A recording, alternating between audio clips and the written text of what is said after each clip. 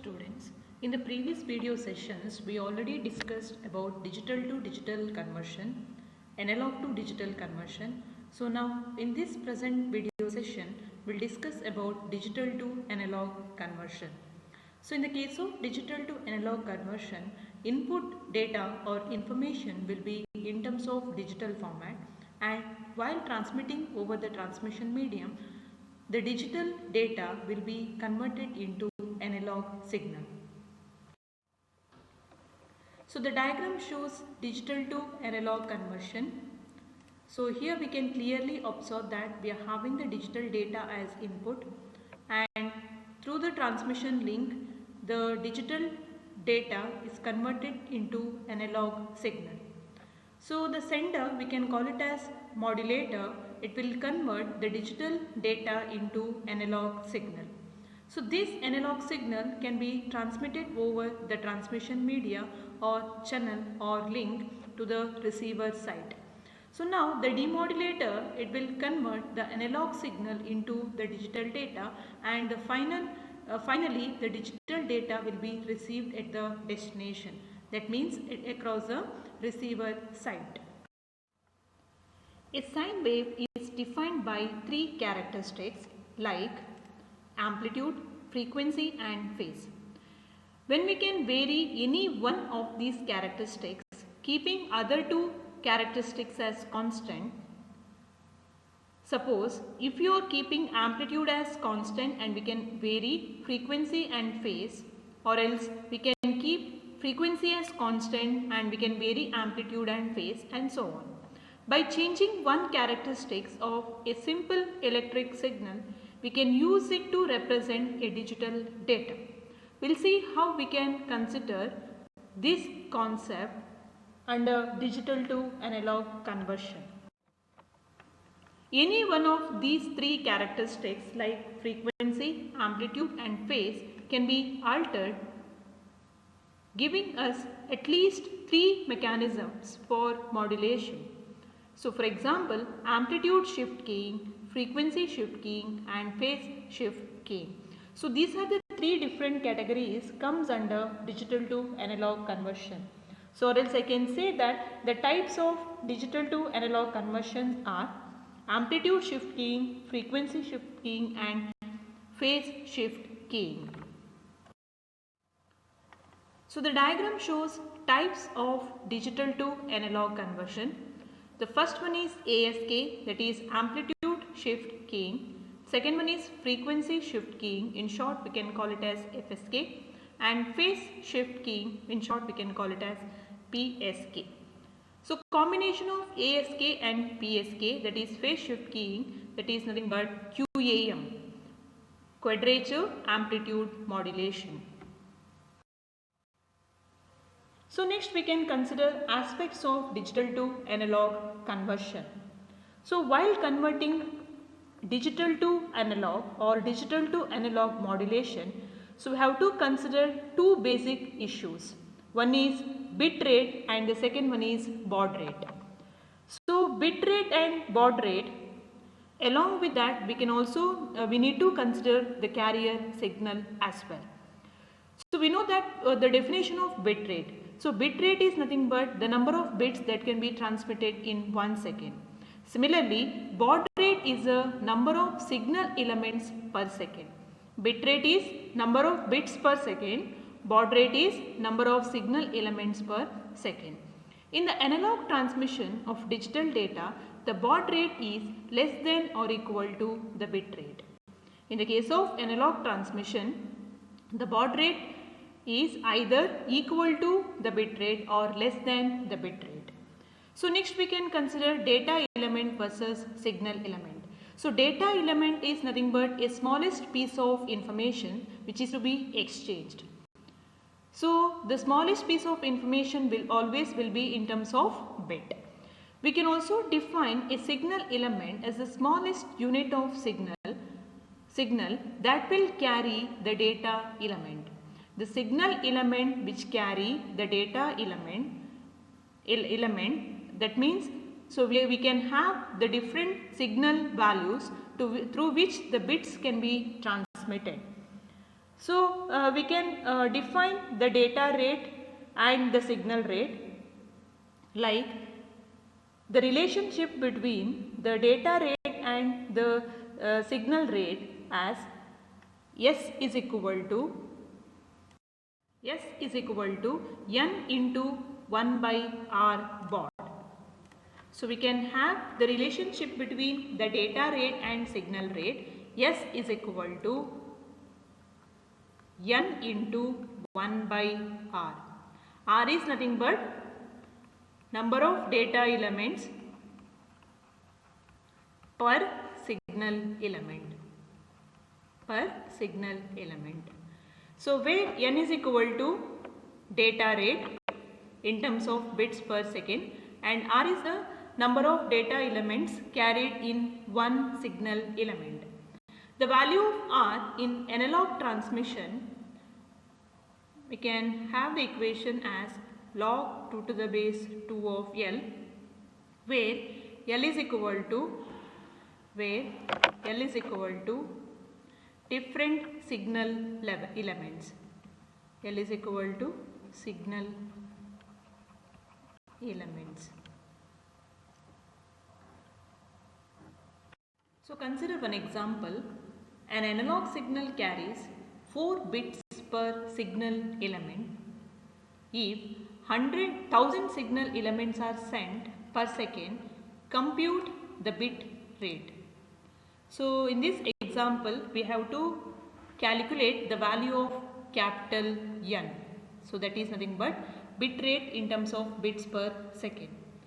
So in the given problem, the value of R, the signal carries 4 bits per signal elements. So we are having the data elements as 4 divided by 1 signal element. So we can compute the value of R is equal to 4, and if 1000 signal elements are sent per second, so we have to compute the bit rate N. So we know the equation S is equal to N into 1 by R baud. So the value of S is given, that is 1000, that is equal to, we have to compute the bit rate 1 by 4. Therefore, the value of N is equal to 1000 into 4, that is equal to 4000 bits per second, or else 4 kilobits per second.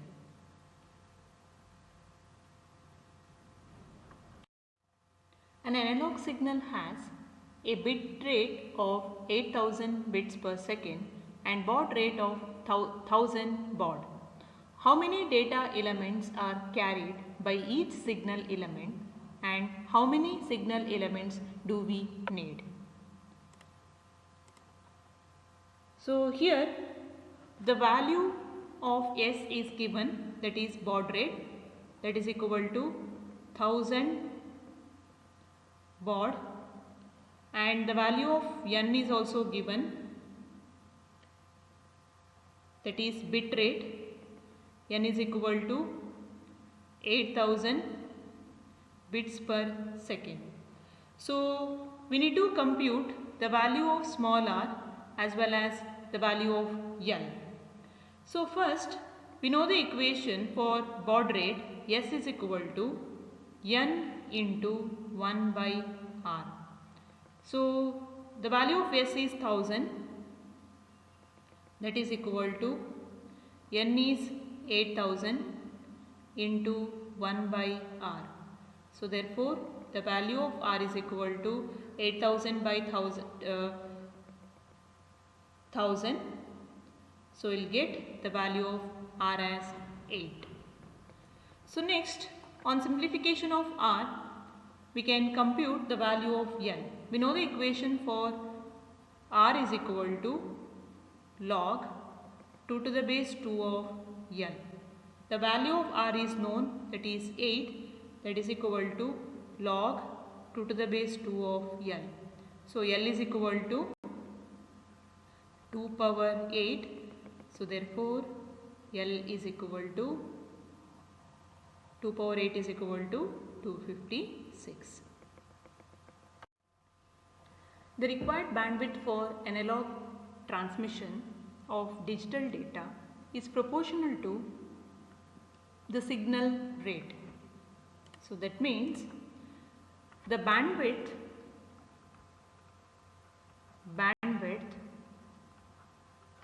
of the digital data, it will be directly proportional to the signal rate. So next we can consider the term called as carrier signal. In the case of analog transmission, the sending device or the sending node,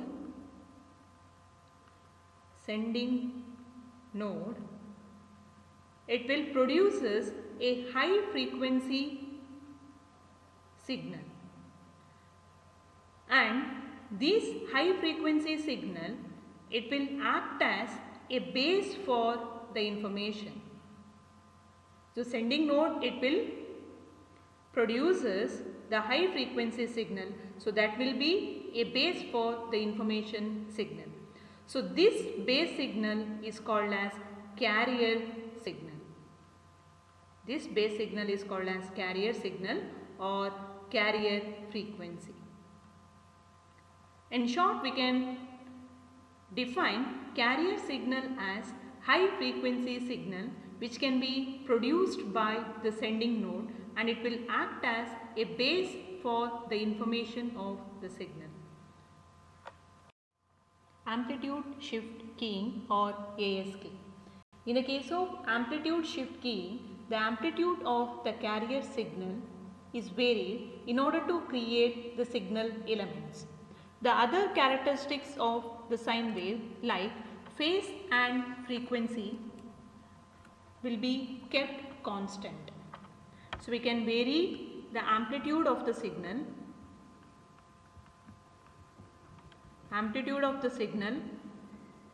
We can vary it, keeping phase and frequency as constant. So this is the first technique under digital to analog conversion. In the case of amplitude shift keying, the amplitude of the carrier signal is varied to create signal elements, considering both frequency and phase as constant. So now we can take the binary ASK, that is BASK. So although we have several levels of signal elements, each with a different amplitude, ASK is normally implemented using only two levels. So this is also referred as binary amplitude shift keying or on-off keying. So here we can have the peak amplitude of one signal level. So peak amplitude of one signal will be at 0, and the other is the same as the amplitude of the carrier frequency. So if you are having two amplitude signals, the peak amplitude of one signal element will be 0 and other will be same as that of the amplitude of the carrier frequency. Binary amplitude shift keying. In a given example, the baud rate is 5, and here we can observe that we are having one data element and one signal element, therefore R is equal to 1. The ratio R can be computed as the number of data elements divided by number of signal elements. So here the peak amplitude of one signal, that is 0, we consider it as 0, and the other signal, that is bit 1, we consider it as the frequency as same as that of the carrier frequency amplitude. So the amplitude of one signal is equal to, that is bit 0 is equal to 0, 0, and the other bit, that is bit 1. So the amplitude of the second bit, it is same as that of the amplitude of the carrier frequency. So we can compute the bandwidth as B is equal to 1 plus D into S, where B is nothing but bandwidth, S is nothing but baud signal rate. So the bandwidth of ASK can be computed as B is equal to 1 plus D into S, where the value of D, it will be between 0 and 1, and D is nothing but the bandwidth, and S is nothing but the signal rate. S is nothing but the signal rate in baud, and B is nothing but the bandwidth.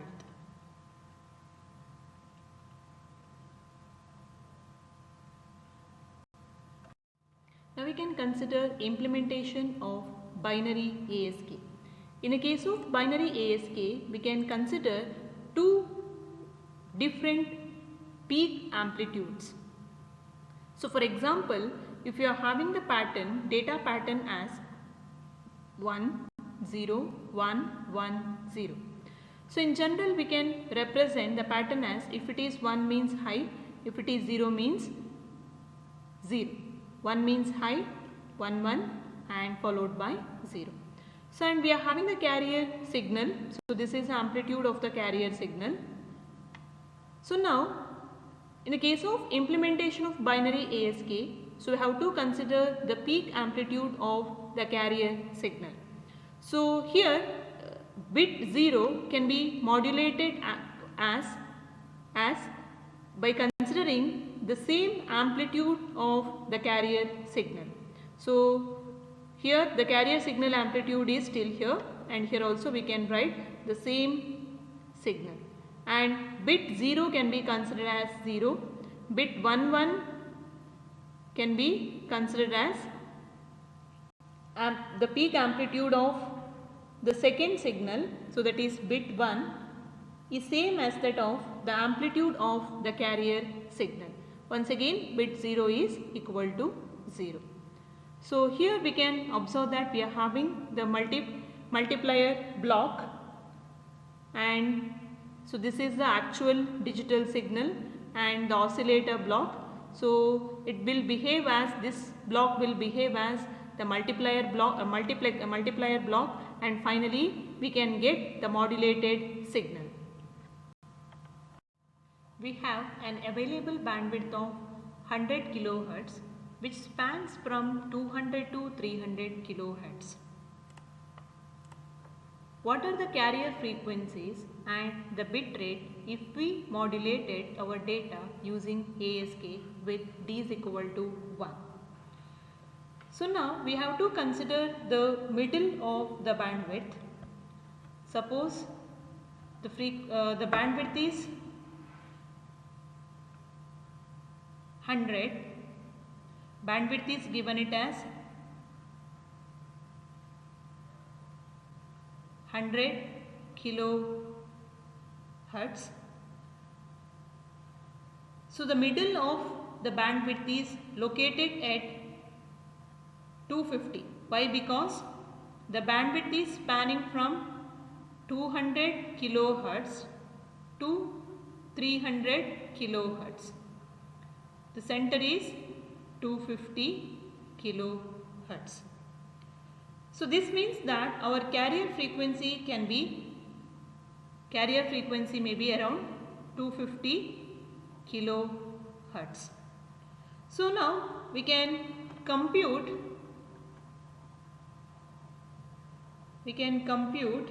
B is equal to 1 plus D into S, bandwidth as 1 plus D into S, where D is given as 1. So that is equal to 1 plus 1 into S.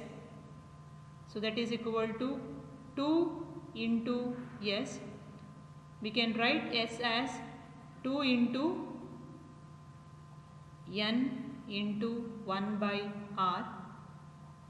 That is equal to 2 into N into, by assuming the value of R is equal to 1, 1 by 1, so that is equal to B.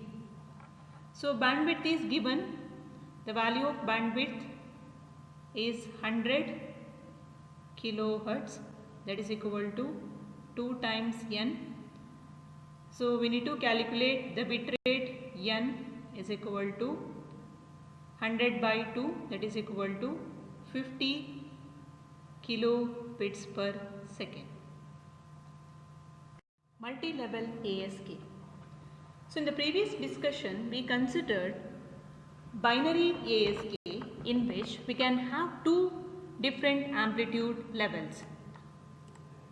So one amplitude level is 0 and other amplitude level is same as that of the amplitude of the carrier signal. So we can also implement, or we can also use different amplitude levels, that means more than 2 amplitude levels. So such ASK, amplitude shift keying concept, can be called as multi-level ASK. Multi-level ASK in which there are more than 2 levels. So we can use 4, 8, 16 or more different amplitudes. So in the binary ASK we use only 2 amplitude levels, but in the case of multi-level ASK we can use either 4, 8, 16 and so on, but the values of R will be equal to 2 or R is equal to 3 or R is equal to 4 and so on. Frequency shift keying. In a case of frequency shift keying, the frequency of the carrier signal is varied in order to represent the data by keeping phase and amplitude as constant. The frequency of the modulated signal is constant for the duration of the one signal, but changes for the next signal element if the data element changes. Both peak amplitude and phase remains constant for all signal elements. Binary FSK. Like binary ASK, here also we can use two different carrier frequencies. We can use two different carrier frequencies like F1 and F2 in order to modulate the signal.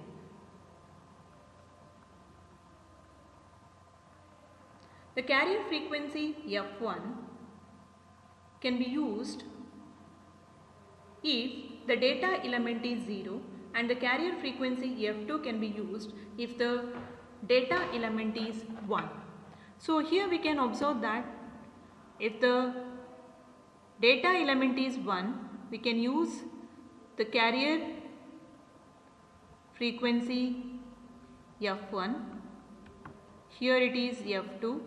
Once again F1, F1 and F2. So this is how we can consider the frequency shift keying by considering two different carrier signal frequencies. That means variations with respect to the carrier signal frequencies, considering phase and amplitude as constant. So we can have the equation for bandwidth B is equal to 1 plus D into S plus 2 times delta phi. The bandwidth for binary frequency shift keying can be computed as B is equal to 1 plus D into S plus 2 times delta F. We have an available bandwidth of 100 kHz which spans from 200 to 300 kHz. What should be the carrier frequency and the bit rate if we modulate our data by using FSK with D is equal to 1? So now the signal spans from 200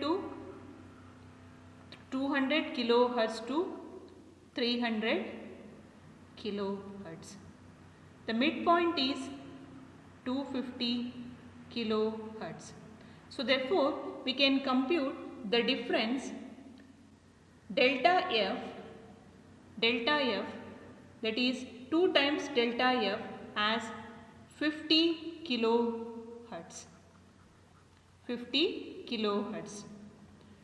So now we are having the equation B is equal to 1 plus D into S into 2 times delta F.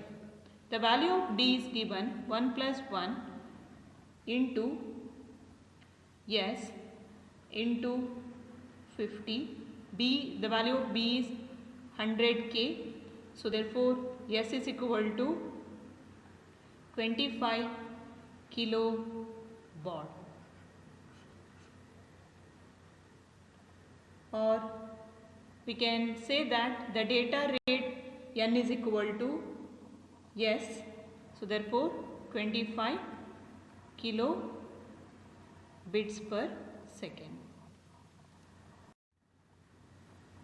So there are two implementations of binary FSK, non-coherent and coherent one. In the case of non-coherent, there may be discontinuity in the phase when one signal element ends and the next begins. But in the case of coherent BSK, coherent binary frequency shift keying, the phase continue through the boundary of two different signal elements. So in the case of FSK, we can also have multi-level FSK. So in the binary FSK, we used only two frequencies F1 and F2.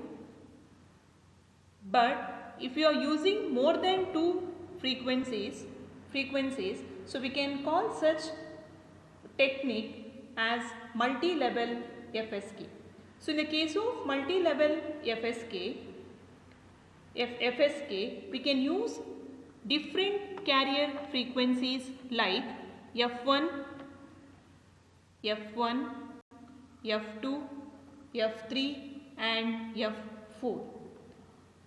So now we can have the equation for bandwidth for multi-level FSK as 1 plus D into S plus L minus 1 into 2 times delta F. On simplification, we can get the expression for B is equal to L into S.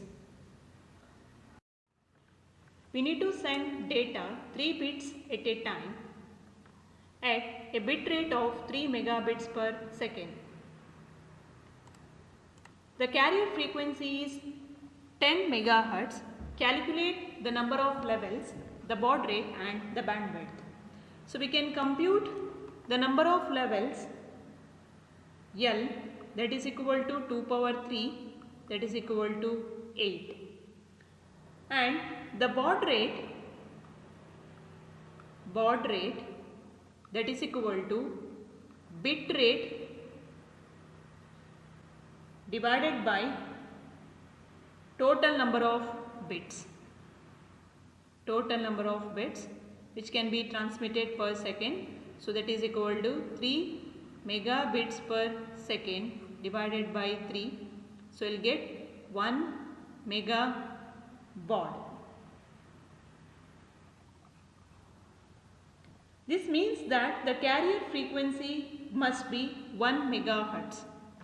So baud rate is equal to the maximum frequency. So that is carrier frequency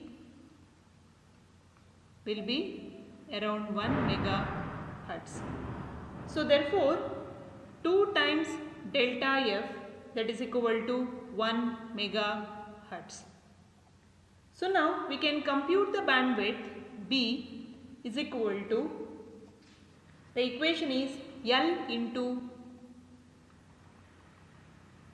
S.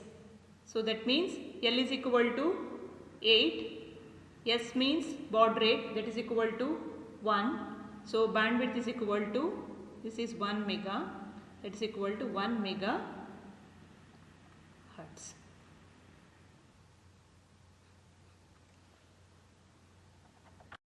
Phase shift keying.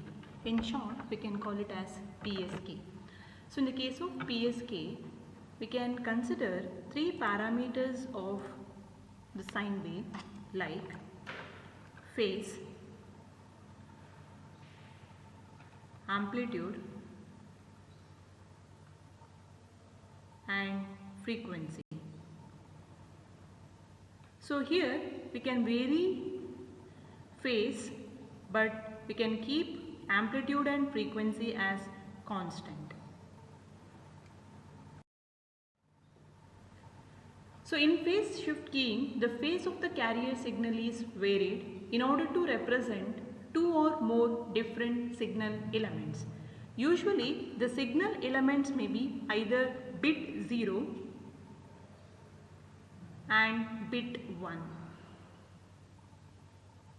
So in the case of binary PSK, in which we have only two signal elements like bit 0 and bit 1.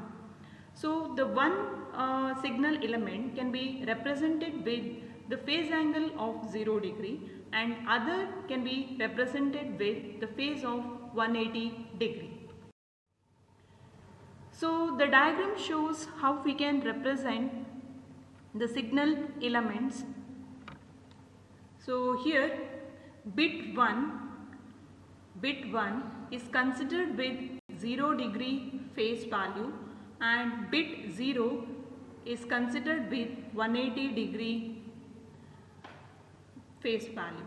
So for example, if you want to represent bit 0, we can represent like this, bit 0, and bit 1 can be represented with 180 degree phase shift. So here we can observe that bit 1 is represented like this and bit 0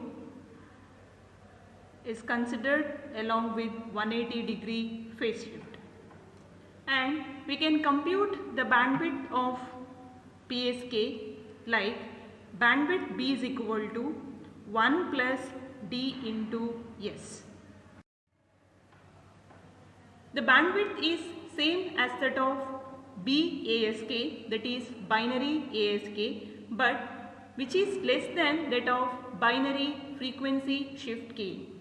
So the bandwidth value will be almost, in the case of PSK, binary PSK, the bandwidth will be almost equal to binary ASK, but which is less than that of binary frequency shift keying. So in this case, the bandwidth is not wasted for separating two carrier signals. So now we'll see how we can implement binary PSK. As I mentioned before, we can consider two phase values. The one signal element can be represented with phase value as 180 degree and other signal element can be represented as the phase value of 0 degree. So the diagram shows implementation of binary PSK.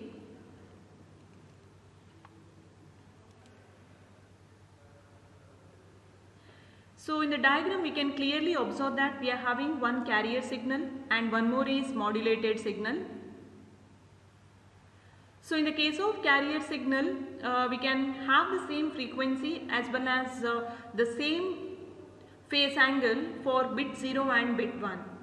So this is the actual data element which is to be modulated using binary PSK value. So as I mentioned before, we can use two different phase values, one is 0 degree and one more is 180 degree. And here we can consider only two signal elements. The two signal elements may be either high and low or else bit 0 and bit 1. So in the case of modulated signal, we can observe that suppose if you are having the pattern as 1 1 0 1 0 1 1 0. So here Suppose the pattern is 1, we can represent the amplitude will be same, and if it is 1, we can consider it as phase angle as 0 degree.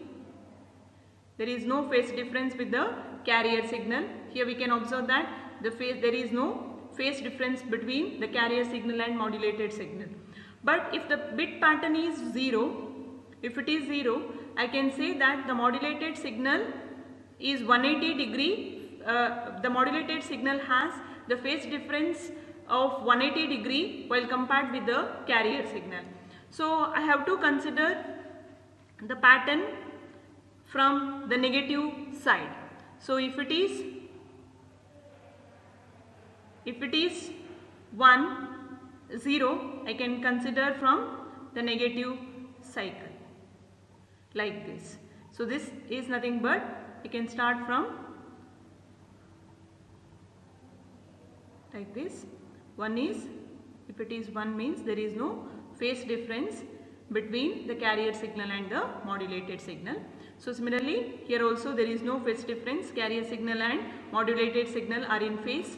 Here also the carrier signal and modulated signal are in phase, but here the carrier signal and modulated signal are in out of phase. That is, we are having the phase difference of around 180 degree. So this is how we can implement binary PSK by considering two phase values. One is 0 degree and one more is 180 degree. Quadrature PSK, in short we can call it as QPSK. So in the case of QPSK, in each signal element we can use 2 bits at a time. Therefore, obviously it reduces the baud rate. It reduces the baud rate. And so in the case of QPSK, uses 2 separate binary PSK modulations. It uses 2 separate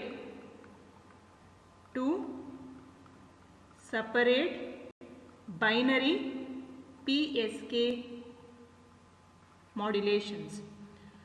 So here the incoming bits are first transferred through serial to parallel conversion.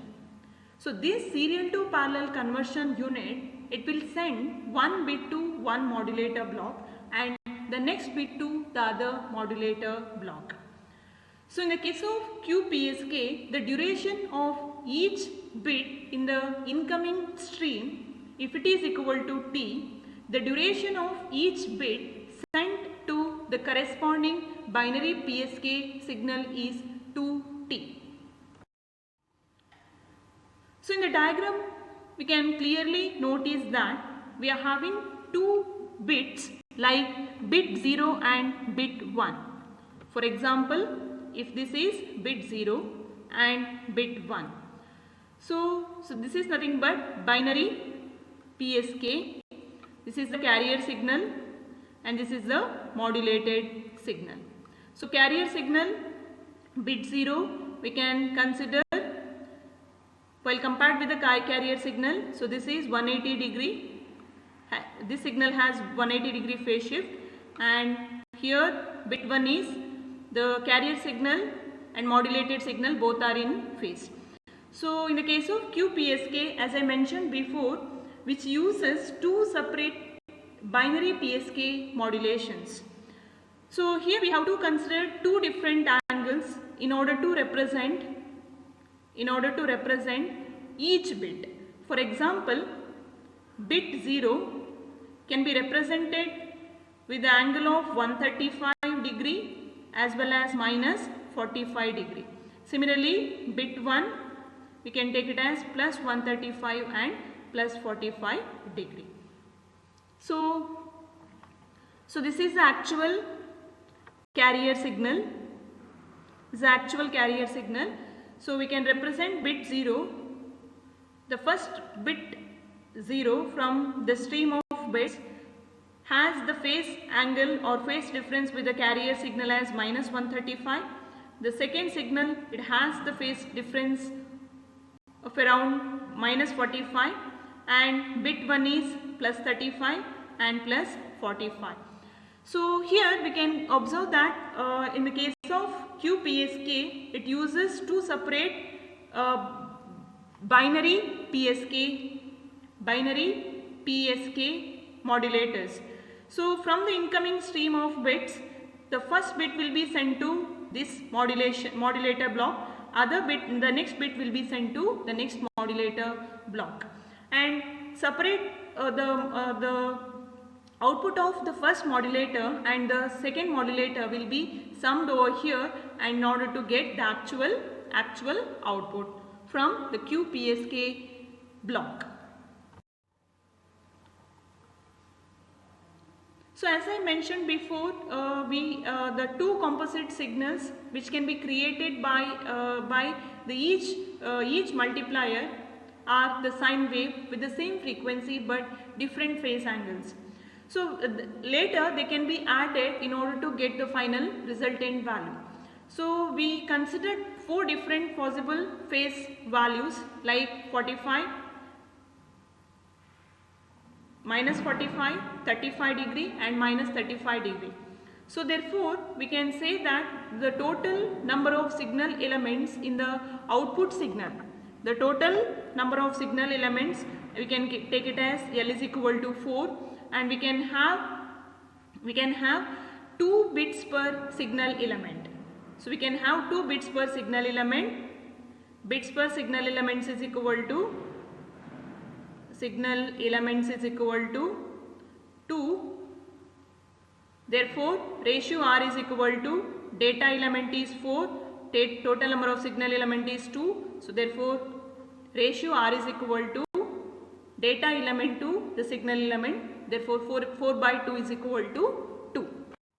Find the bandwidth for a signal transmitting at 12 megabits per second for QPSK. The value of D is equal to 0. We know that in the case of QPSK, each signal element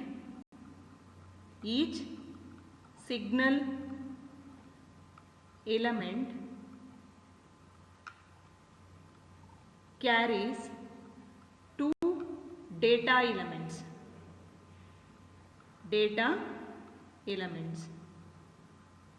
Therefore R is equal to data elements, the total number of data elements per signal element is 2 divided by 1. 2 by 1 is equal to 2. So now we can compute the signal rate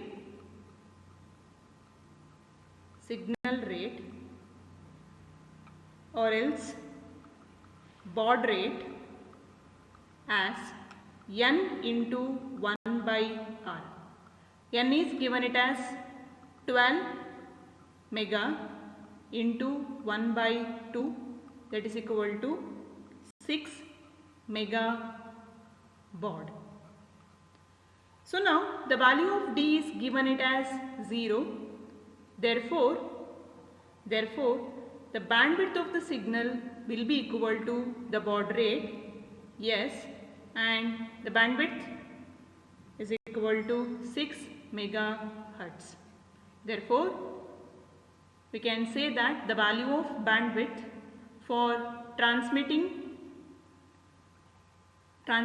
at 12 megabits per second, that is a bit rate, for QPSK will be equal to 6 megahertz. Next we will take quadrature amplitude modulation or QAM. We know that the sine wave has 3 different characteristics like phase, amplitude and frequency.